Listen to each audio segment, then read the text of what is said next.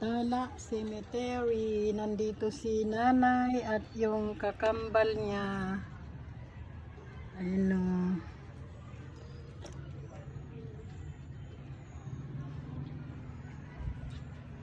Hi guys, dito kami sa sementeryo. Nag-aga kami ng dalaw kay nanay kasi mahirap na sumabay sa maraming tao.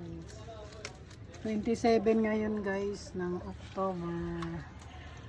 Ayan, together with my sister. At si... Kita ka dito? Kita ka?